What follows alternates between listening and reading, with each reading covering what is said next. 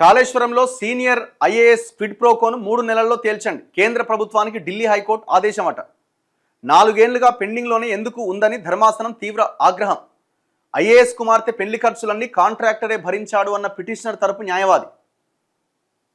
ఇది మనం గతంలో కూడా దీని మీద మనం మాట్లాడితే మన మీద కూడా కేసులు వేసింది మెగా కృష్ణారెడ్డి.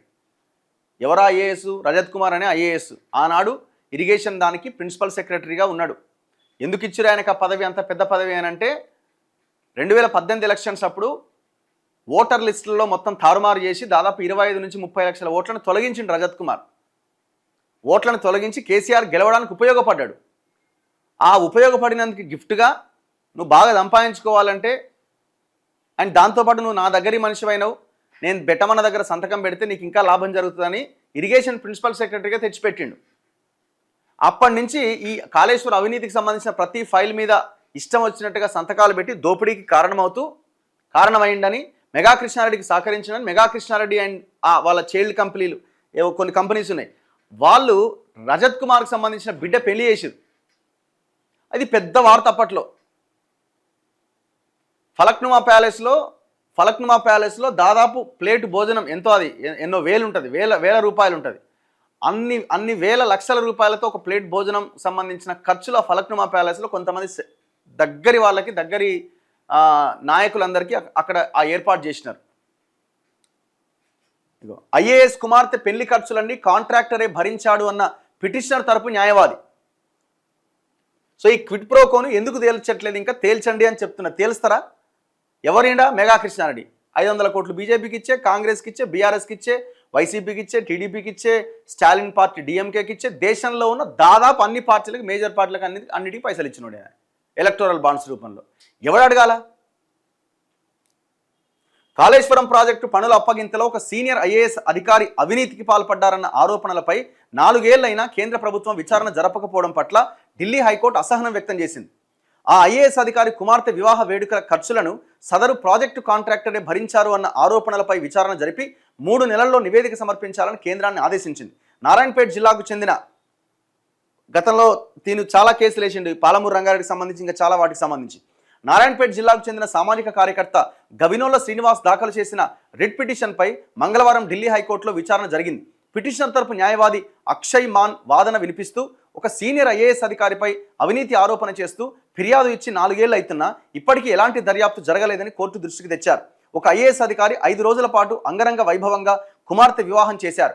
5 నక్షత్రాల హోటళ్లలో వేడుకలు నిర్వహించారని తెలిపారు. కాళేశ్వరం ప్రాజెక్టులో సింహభాగం కాంట్రాక్టులు పొంది లబ్ధి పొందిన ఒక ప్రముఖ ఇన్ఫ్రాస్ట్రక్చర్ కంపెనీయే ఈ పెళ్లి బిల్లులన్నీ చెల్లించింది. సదరు సీనియర్ ఐఏఎస్ అధికారి ఆ సమయంలో నీటిపారుదల శాఖకు అధిపతిగా ఉంటూ కాంట్రాక్టుల కేటాయింపులో కీలక పాత్ర పోషించారు. మరి ఏదండి కేసు ఎడిపోయిందండి? ఈ వ్యవహారంపై గతంలోనే విచారణ జరుపుతున్నామని రాష్ట్ర ప్రభుత్వం కోర్టుకు తెలిపింది. కానీ క్షేత్రస్థాయిలో ఎలాంటి పురోగతి లేదు, ఉండదు. ఎందుకంటే ఆయన మెగా కృష్ణారెడ్డి.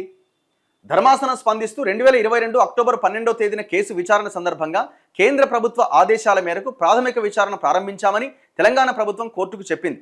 3 నుంచి 4 వారాల్లోగా అది ముగుస్తుంది. మరి 4 ఏళ్లుగా ఈ విషయం ఇంకా పెండింగ్లోనే ఎందుకుంది అంటూ అసహనం వ్యక్తం చేసింది కోర్టు. అయితే రాష్ట్ర ప్రభుత్వం నుంచి తమకు ఎలాంటి సమాచారం అందలేదని కేంద్రం తరపు న్యాయవాది తెలిపారు. దీంతో కేంద్రం నిస్సహాయంగా ఉండకూడదు. ఐఏఎస్ స్థాయి అధికారులకు సంబంధించిన అవినీతి ఆరోపణలపై కేంద్రానికి కీలక అధికారాలు ఉంటాయి. కేంద్ర ప్రభుత్వం ఏమీ శక్తిహీనమైనది కాదు కదా అంటూ ధర్మాసనం కీలక వ్యాఖ్యలు చేసింది. 4 ఏళ్లుగా పెండింగ్లో ఉన్న ఈ ఫిర్యాదును తార్కిక ముగింపునకు తీసుకురావాలి. 3 నెలల్లో కేంద్రం తన నిర్ణయాన్ని వెల్లడించాలని ఆదేశిస్తూ పిటిషన్ను పరిష్కరించింది. ఇదే అంశంపై 2022 జనవరి 28వ తేదీన అప్పటి ముఖ్యమంత్రి కేసీఆర్కు పిసిసి అధ్యక్షుడు హోదాలో రేవంత్ రెడ్డి లేఖ రాసిన విషయం తెలిసిందే. ఆ లేఖలో రేవంత్ రెడ్డి తక్షణమే విచారణ చేయాలని కోరిండట. మరి ఇప్పుడు రేవంత్ రెడ్డి ఉన్నారు, 2.5 ఏళ్ళు అయింది. మరి కేసు ఎందుకు ముందుకు పడతలేదండి? పడదు. ఎందుకు పడదు? మెగా కృష్ణారెడ్డి.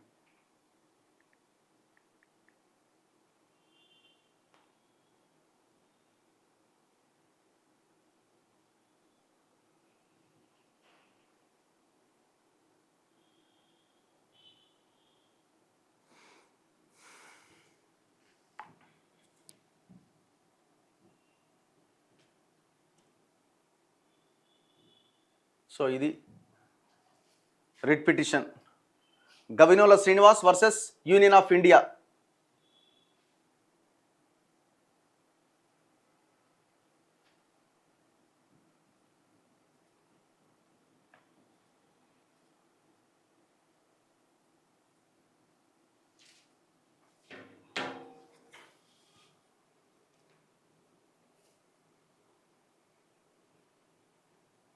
ఇగో Taj Falaknuma palace 20th December 21st with డీటెయిల్స్తో పాటు ఇచ్చినారు వీళ్ళు. As requested please find attached the detailed contract and the proforma invoice for the event అట. Should you need any further assistant please do let us know. మొత్తం డీటెయిల్స్తో సహా వీళ్ళు ఇచ్చినారు, ఎక్కడెక్కడ ఫంక్షన్ ఎక్కడ జరిగింది, ఎట్లా జరిగింది, ఏంటి అని.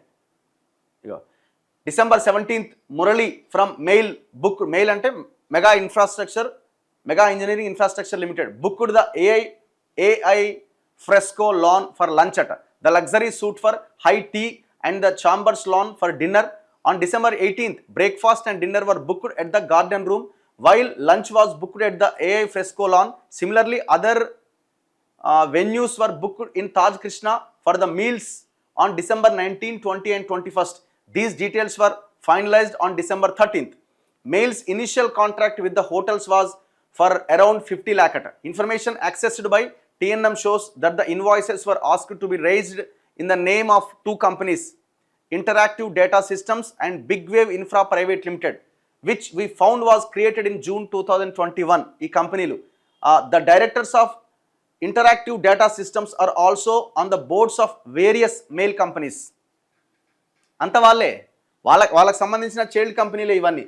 But when the time came to make payments, the company linked to mail backed off and an outstanding amount of 23 lakh was billed to Big Wave at. So itla ivanni igo on December 20th a lavish dinner was hosted by Special Chief Secretary Rajat Kumar for his daughter and son-in-law and their guests at the Taj Falaknuma Hotel, a luxury palace hotel idi for 70 guests 70 mandiki with the hotel charging rupees 16,520 rupees per guest. 16,520 రూపాయలతో ఒక IAS అధికారి 70 మందికి dinner ఏర్పాటు చేసిండు తాజ్ ఫలక్నుమాలో. చూడండి ఇక కథ. ఇగో Taj Falaknuma's 101 seater dining hall is one of its most exclusive venues. అంటే 101 మంది ఒకే డైనింగ్ టేబుల్ మీద కూర్చునే ఆ డైనింగ్ టేబుల్ తాజ్ ఫలక్నుమాలో ఉంది. A place for the rich and famous to mingle. It's where the government hosts important guests and delegatories when they visit Hyderabad. So హైదరాబాద్కి visit చేసేటువంటి వాళ్ళకి మాత్రమే పెద్ద పెద్ద గెస్ట్లకి దీన్ని ప్రభుత్వం యూజ్ చేస్తుంది. Photos from this event were shared on social media by Rajat Kumar's daughter and other family members. Guests from both sides of the family were part of his pricey party. The entire expense of course was billed to Big Wave Infra Private Limited. ఆ Big Wave Infra Private Limited ఓడిది ఈ మెయిల్కి సంబంధించిన వాళ్ళదే. మొత్తం డీటెయిల్స్తో సహా వీళ్ళు ఇగో dinner 101 dining hall 20 December 2021 16,520 రూపాయల ప్యాకేజ్. ఇవన్నీ కోర్టుకు సబ్మిట్ చేసినారు. Who runs big wave? ఈ బిగ్ వేవ్ కంపెనీ ఎవరిది?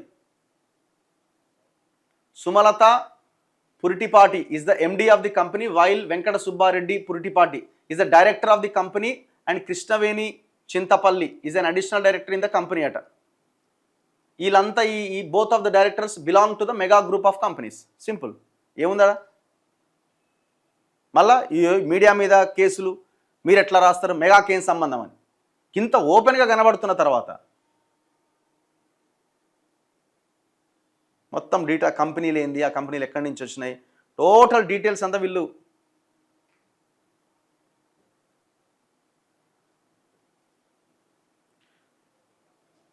Telangana Exchequer being exploited, BJP chief rights to over irrigation projects అట. ఎవరు? బండి సంజయ్. ఇప్పుడు మాట్లాడమను ఇప్పుడు కేంద్ర మంత్రి కదా, ఇప్పుడు ఒక లెటర్ రాయమని మెగా కృష్ణారెడ్డి మీద.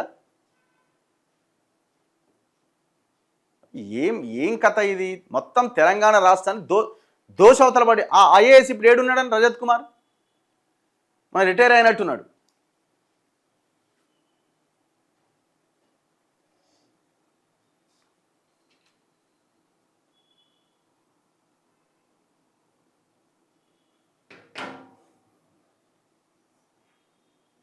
సో వీలైతే ఆ శ్రీనివాస్ గారిని కూడా పిలిపించి ఒక ఇంటర్వ్యూ చేసే ప్రయత్నం చేద్దాం. సో ఇది వాళ్ళు వేసినటువంటి రిట్ పిటిషన్ అనమాట. చలో నెక్స్ట్ మిగతా వార్తల్లో